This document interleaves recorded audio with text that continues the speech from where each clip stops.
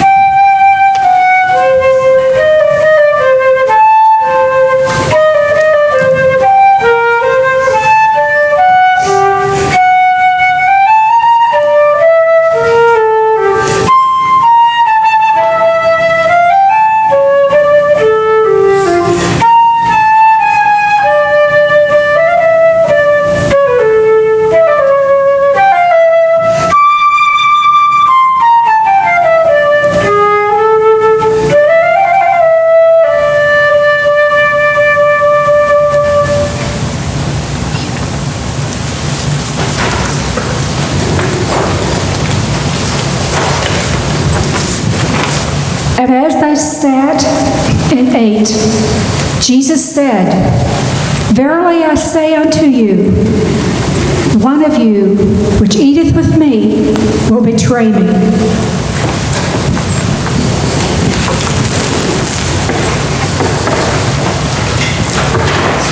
My name is Simon Zelotos. Some people know me as Simon the Zealot. Before I met Jesus, I was a member of a revolutionary gang they called the Zealots. We were for armed revolution against Rome. We wanted to crush them under our feet and restore the ancient glory that was Israel's, like it was in the days of David and Solomon. And then Jesus told us of a different kingdom, kingdom of the human heart, where God reigned supremely.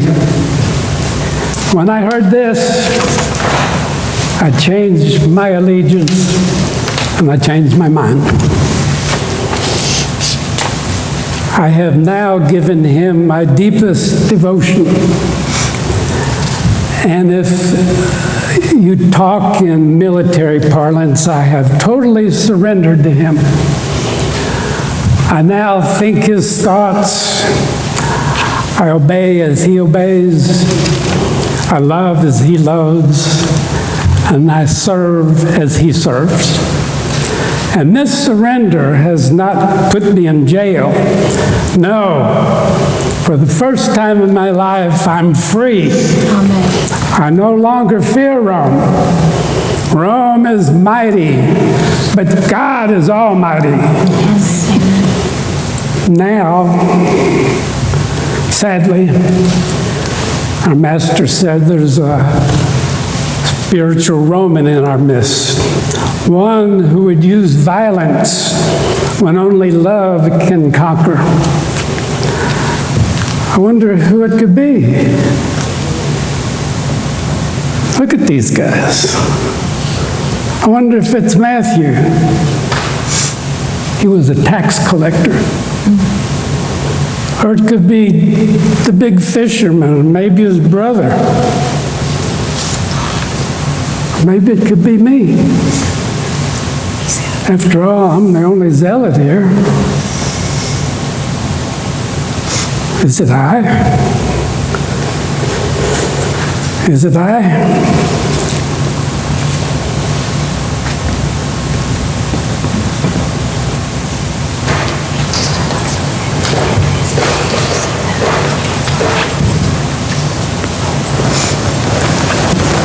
All the others are from Galilee. My home is in the village of Kerioth in Judea. Here I'm known as Judas of Kerioth, or Judas Iscariot. I'm the only Judean in this group. They must have had confidence in me because they elected me the treasurer. And Jesus surely believed in me because he chose me to be one of the 12. But some say that I accumulated these funds for my own use, and that Jesus' words pertaining to love of money and greed pertain to me personally. I did complain when Mary washed his feet with that expensive perfume and ointment. I still think it was a waste of money. And if I conspired with the chief priest and just so happened to have 30 silver coins on my person, that's my affair. I believe in Jesus, but someone has to get him to assert himself as God's Messiah. He refuses to act.